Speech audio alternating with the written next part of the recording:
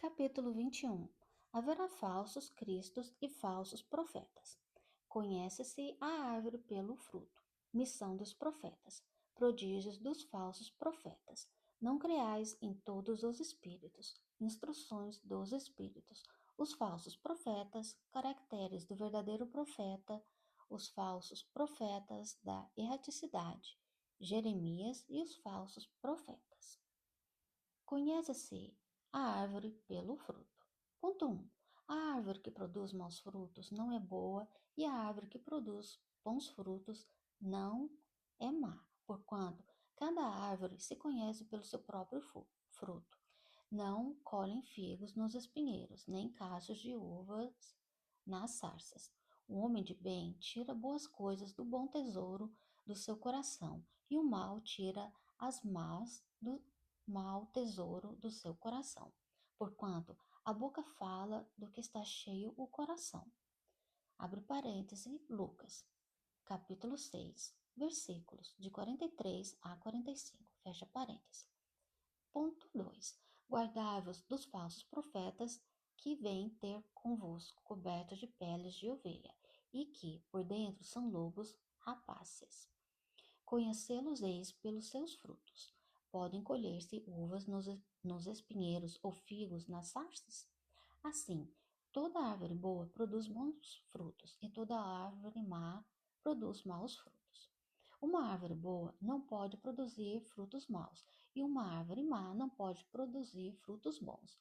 Toda árvore que não produz frutos bons será cortada e lançada ao fogo. Conhecê-la-eis, pois, pelos seus frutos. Abre parênteses, Mateus, capítulo 7, versículos de 15 a 20, fecha parênteses. Ponto 3. Tente cuidado para que alguém não vos seduza, porque muitos virão em meu nome, dizendo, eu sou Cristo, e seduzirão a muitos.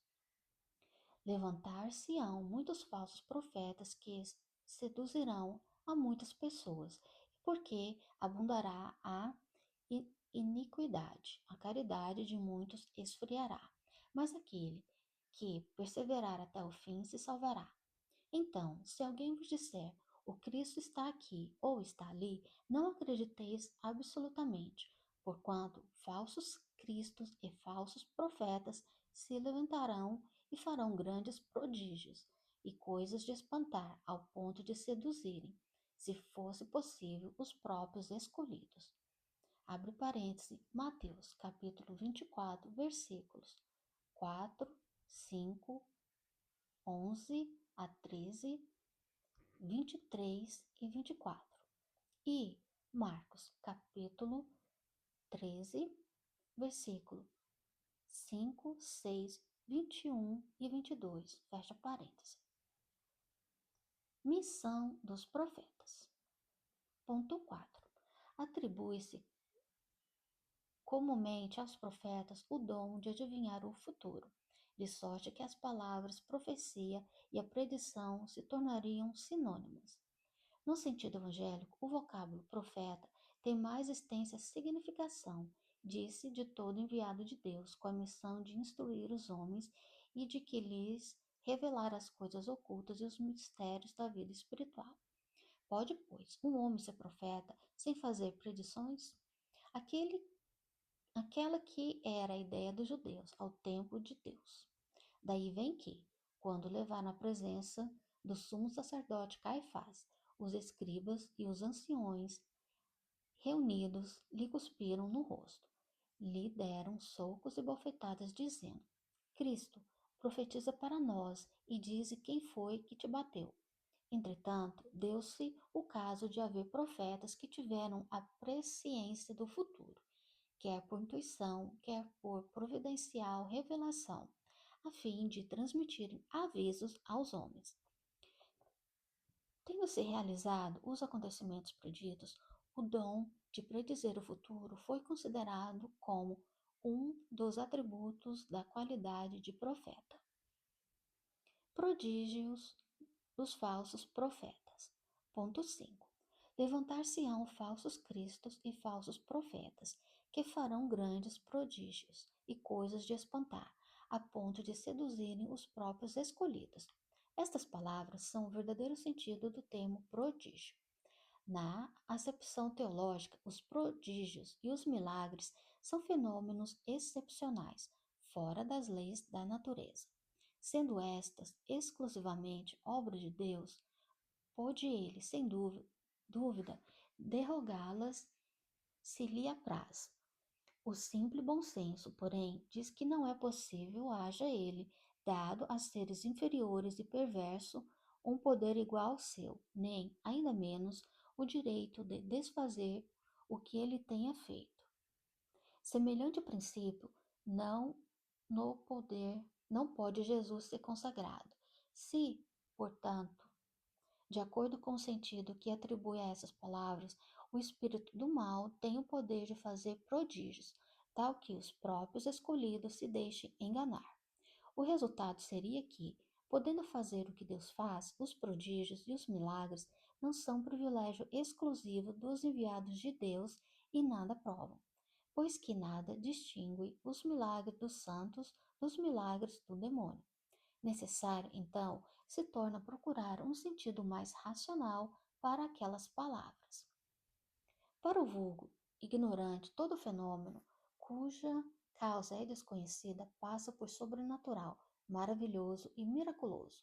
Uma vez conhecida a causa, reconhece-se que o fenômeno, por muito extraordinário que pareça, não é do que aplicação de uma lei da natureza.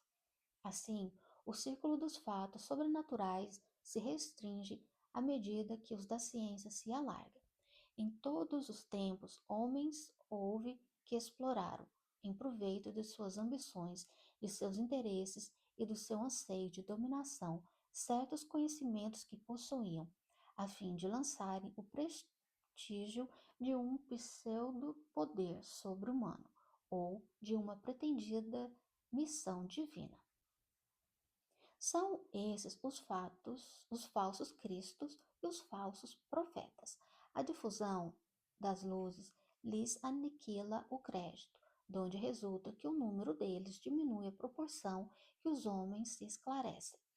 O fato de operar o que certas pessoas consideram prodígios não constitui, pois, um sinal de uma missão divina, visto que pode resultar de conhecimento cuja aquisição está ao alcance de qualquer um, ou de faculdades orgânicas especiais, que o mais indigno não se acha inibido de possuir, tanto quanto o mais digno. O verdadeiro profeta se reconhece por mais sérios caracteres e exclusivamente morais. Não creiais em todos os espíritos. Ponto 6. Meus bem-amados, não creiais em qualquer espírito. Experimentais se os espíritos são de Deus, porquanto muitos falsos profetas se têm levantado no mundo. Abre parêntese, João, primeira epístola, de 4 e 1, fecha parêntese. Ponto 7. Os fenômenos espíritas, longe de abonarem os falsos cristos e os falsos profetas, como algumas pessoas apraz dizer, golpe mortal, desferem neles. Não peçais ao espiritismo prodígios nem milagres, porquanto ele formalmente declara que os não opera. Do mesmo modo que a física, a química, a astronomia, a geologia revelaram as leis do mundo material, o espiritismo revela outras leis desconhecidas, as que regem as relações do mundo corpóreo com o mundo espiritual, leis que, tanto quanto aquelas outras da ciência, são leis da natureza. Facultando a explicação de certa ordem de fenômenos incompreendidos, que é o presente, ele destrói o que ainda estava no domínio do maravilhoso. Quem, porquanto, se sentisse tentado ali explorar em proveito próprio os fenômenos, fazendo-se passar por Messias de Deus, não conseguiria abusar por muito tempo da credulidade alheia e seria logo desmascarado. Aliás, como já se tem dito, tais fenômenos, por si sós, nada provam. A missão se prova por efeitos morais. o que não é dado a qualquer um produzir. Esse é um dos resultados do desenvolvimento da ciência espírita, pesquisando a causa de certos fenômenos, de sobre muitos mistérios, levanta ela o véu. Só os que preferem a obscuridade à luz têm interesse em combatê-las, mas a verdade é como o sol, dissipa os mais densos nevoeiros.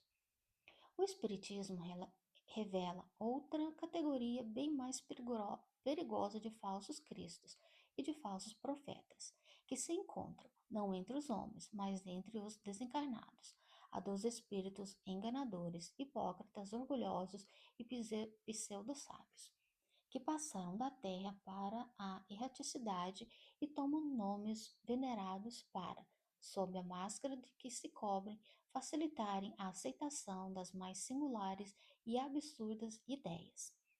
Antes que o conhecessem as relações mediúnicas, eles atuavam de maneira menos ostensiva, pela inspiração, pela mediunidade inconsciente, audiente ou falante.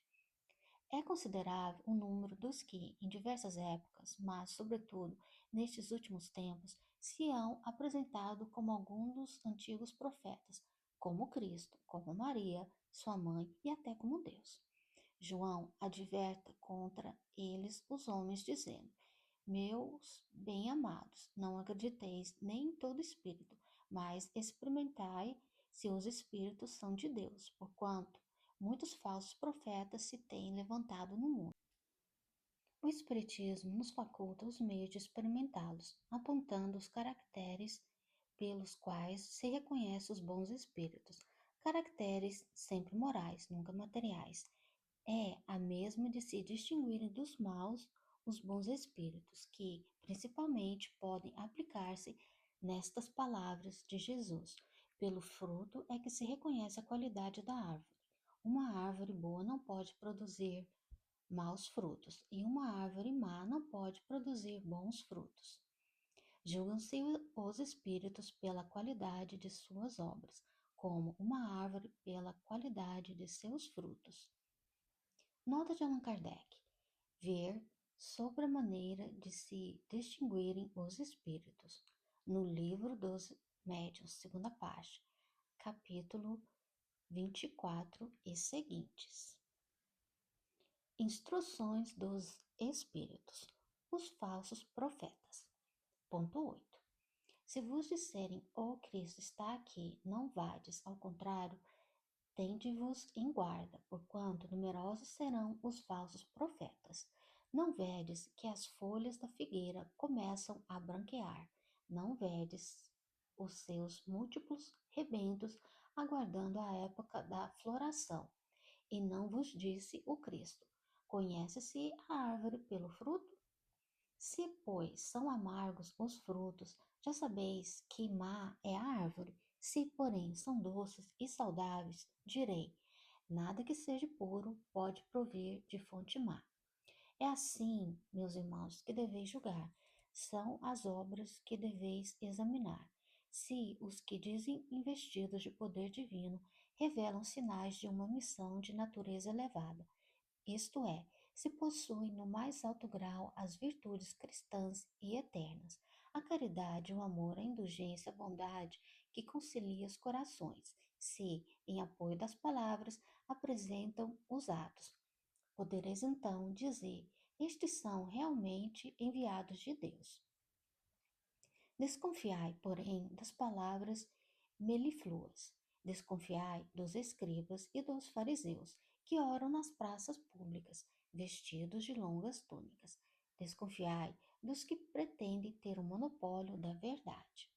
Não, não, o Cristo não está entre esses, porquanto os que ele envia para propagar a sua santa doutrina e regenerar o seu povo serão, acima de tudo, conseguindo-lhe o exemplo, brandos e humildes de coração, os que hajam com os exemplos e conselhos que prodigalizem de salvar a humanidade, que corre para a perdição e pervaga por caminhos tortuosos, serão essencialmente modestos e humildes. De tudo o que se revele um átomo de orgulho, fuge como de uma moléstia contagiosa, que corrompe tudo que se toca. Lembrai-vos de que cada criatura traz na fronte, mas principalmente nos atos, o cunho da sua grandeza ou da sua inferioridade. Ide, portanto, meus filhos bem-amados, caminhai sem ter guivações, sem pensamentos ocultos, na rota bendita que tomastes. Ide sempre, sem temor, afastai cuidadosamente tudo que vos passa entravar a marcha para o objetivo eterno. Viajadores, só por pouco tempo mais estareis nas trevas e nas dores da provação. Se abrirdes o vosso coração à vossa suave doutrina que vos vem revelar as leis eternas e satisfazer a todas as aspirações de vossa alma acerca do desconhecido. Já podeis dar copo a esses silfos ligeiros que vedes passar nos vossos sonhos e que, efêmeros, apenas vos encantavam o espírito, sem coisa alguma dizerem ao vosso coração. Agora, meus amados, a morte desapareceu, dando lugar ao anjo radioso que conheceis, o anjo do novo encontro e da reunião. Agora, vós que bem desempenhado haveis a tarefa que o Criador confia às suas criaturas. Nada mais tendes de temer da sua justiça, pois ele é Pai e perdoa sempre os filhos, transviados que clamam por misericórdia. Continuai, portanto, avançai incessantemente. Seja a vossa divisa a do progresso contínuo em todas as coisas, até que, finalmente, chegueis ao termo feliz da jornada, onde vos esperam todos os que vos precederam. Luís, abre parênteses, Bordeaux, em 1861, fecha parênteses. Caracteres do verdadeiro profeta. Ponto 9. Desconfiai dos falsos profetas. É útil em todos os tempos essa recomendação, mas, sobretudo, nos momentos de transição em que, como no atual, se elabora uma transformação da humanidade, porque, então, uma multidão de ambiciosos e intrigantes se arvoram em reformadores e messias. É contra esses impostores que se deve estar em guarda, correndo a todo homem honesto o dever de os desmascarar. Perguntareis, sem dúvida, como reconhecê-los. Aqui tendes o que os assinala. Somente um hábil general capaz de o dirigir se confia o comando de um exército. Julgais que Deus seja menos prudente do que os homens? Ficais certos de que só confia missões importantes aos que ele sabe capazes de as cumprir. Portanto, as grandes missões são fardos pesados que esmagariam um homem carente de forças para carregá-los. Em todas as coisas, o mestre há de sempre saber mais do que o discípulo, para fazer que a humanidade avance moralmente e intelectualmente. São precisos homens superiores em inteligência e em moralidade. Por isso, para essas missões, são sempre escolhidos espíritos já adiantados, que fizeram suas provas noutras existências, visto que, se não fossem superiores ao meio em que têm de atuar, nula lhes resultaria a ação. Isto posto, a vez de concluir que o verdadeiro missionário de Deus tem de se justificar pela sua superioridade, pelas suas virtudes, pela grandeza, pelo resultado e pela influência moralizada de suas obras, a missão que se diz portador.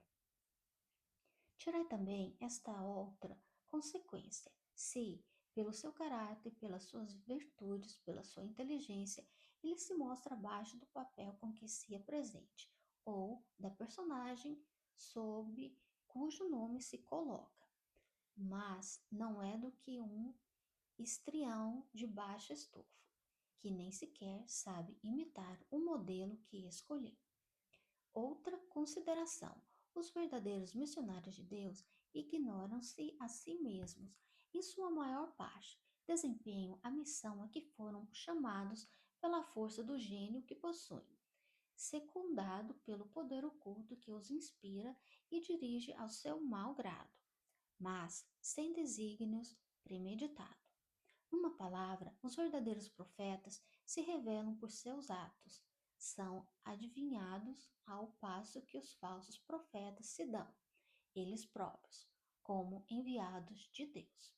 O primeiro é humilde e modesto, o segundo, orgulhoso e cheio de si. Fala com altivez e, como todos os mendazes, parece sempre temeroso de que não lhe deem crédito. Algum desses impostores tem havido pretendendo passar por apóstolos do Cristo, outros pelo próprio Cristo. E para a vergonha da humanidade, são encontradas outras pessoas assaz, crédulas, que lhes creem nas torpezas. Entretanto, uma ponderação bem simples seria bastante abrir os olhos do mais cego, a de que, se o Cristo reencarnasse na terra viria com todo o seu poder e todas essas virtudes, a menos se admitisse o que for absurdo, que houvesse degenerado. Ora, do mesmo modo que, se tirardes a Deus um só de seus atributos, não tereis Deus. Se tirardes uma só de suas virtudes ao Cristo, já não mais o tereis. Possuem todas as suas virtudes os que dão como Cristo? Essa a questão.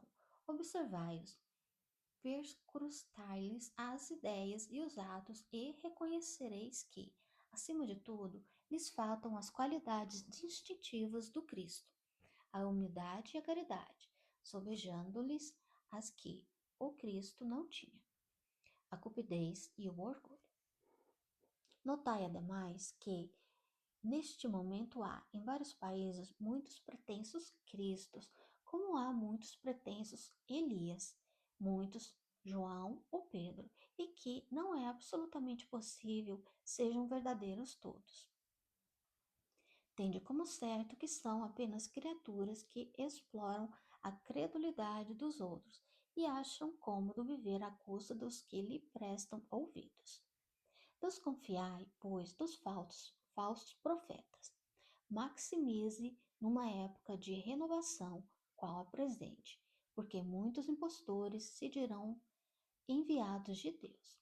Eles procuram satisfazer na terra a sua vaidade, mas uma terrível justiça os espera. Podeis estar certo.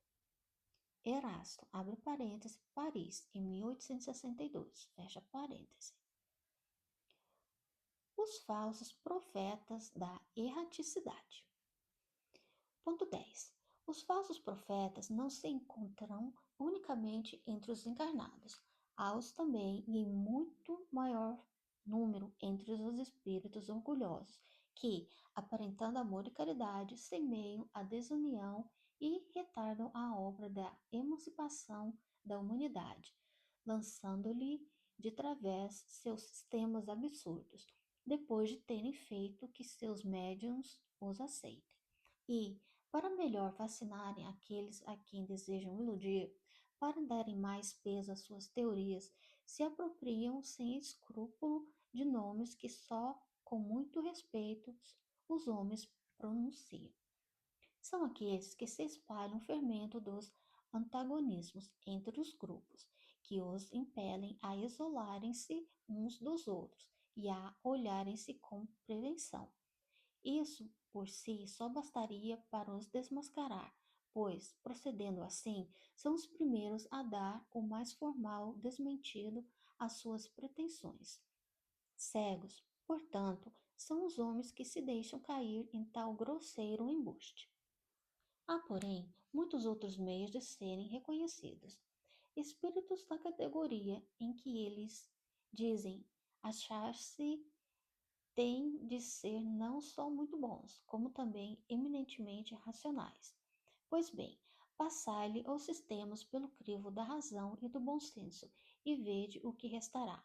Convide, pois, comigo, em que, todas as vezes que o Espírito indica como remédio aos males da humanidade ou como meio de conseguir-se a sua transformação, coisas utópicas e impraticáveis, medidas pueris e ridículas, quando formula um sistema que é mais rudimentares noções da ciência contradizem. Não pode ser senão um espírito ignorante e mentiroso. Por outro lado, crede que, se nem sempre os indivíduos apreciam a verdade, esta é apreciada pelo bom senso das massas, constituindo isso mais um critério. Se dois princípios se contradizem, achareis a medida do valor intrínseco de ambos, verificando qual dos dois encontra mais ecos e simpatias. Fora, com efeito, ilógico admitir-se que uma doutrina cujo número de adeptos diminua progressivamente seja mais verdadeira do que outra que seja a dos seus em contínuo aumento. Querendo que a verdade chegue a todos, Deus não a confia num círculo acanhado. Far-la surgir em diferentes pontos, a fim de que, por toda a luz, esteja ao lado das trevas. Repelissem com condescendência todos os espíritos que se apresentam como conselheiros exclusivos, pregando a separação e o isolamento. São quase sempre espíritos vaidosos e medíocres, que procuram impor-se a homens fracos e crédulos, prodigalizando-lhes exageros louvores, a fim de os fascinar, de tê-los dominados. São geralmente espíritos sequiosos de poder e que, déspotas públicos ou nos lares, quando vivos, ainda querem vítimas para tiranizar depois de terem morrido. Em geral, desconfiai das comunicações que trazem um caráter de misticismo e de singularidade, ou que prescrevem cerimônias e atos extravagantes. Há sempre, nesses casos, motivo legítimo de suspeição. Estais certos, igualmente, de que quando uma verdade tem de ser revelada ao homem, é, por assim dizer, comunicada instantaneamente a todos os grupos sérios, que dispõem de médios também sérios, e não a tais ou quais, com exclusão dos outros. Nenhum médio é perfeito se está obsidiado e há manifesta obsessão quando o médio só é apto a receber comunicação de um determinado espírito, por mais alto que este procure colocar-se. Consequentemente, todo médio, todo grupo que considere privilégio seu receber as comunicações que obtém e que, por outro lado, se submetem às práticas que tendem para a superstição, indubitavelmente se acham presas de uma obsessão bem caracterizada, sobretudo quando o espírito dominador se pavoneia com um nome que todos, encarnados e desencarnados, devem honrar e respeitar e não permitir que seja declinado a todo propósito. É incontestável que, submetendo ao crivo da razão e da lógica todos os dados e todas as comunicações dos espíritos, fácil se torna rejeitar a absurdidade e o erro. Porém, pode um médium ser fascinado e iludido em grupo, mas a verificação severa a que procedam os outros grupos, a ciência adquirida, a alta autoridade moral dos diretores de grupos, as comunicações que os principais médios recebam, com o cunho de lógica e de autenticidade, os melhores espíritos. Justiçarão rapidamente esses ditados mentirosos e astuciosos, emanados de uma turba de espíritos mistificadores ou maus. Erasto, discípulo de Paulo, abre parêntese, Paris, em 1862, fecha parêntese. Veja-se na introdução, item 2, Controle Universal do Ensino dos Espíritos, o Livro dos Médios, segunda página, capítulo 23, da Obsessão, fecha parêntese. Jeremias e os falsos profetas. Ponto 11. Eis o que diz o Senhor dos Exércitos. Não escuteis as palavras dos profetas que vos profetizam e que vos enganam. Eles publicam as visões de seus corações e não o que aprenderam da boca do Senhor. Dizem aos que de mim blasfemam: Ó Senhor, o disse. tereis paz, e a todos os que andam na corrupção de seus corações. Nenhum mal vos acontecerá.